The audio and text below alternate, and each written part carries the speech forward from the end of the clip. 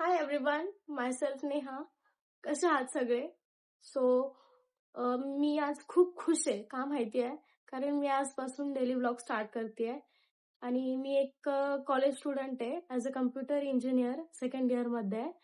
So मी माझी college life, daily life आणि लाईफमधले छोटे-मोठे मोमेंट्स आणि अनुभव तुमच्यासोबत शेअर करणार आहे.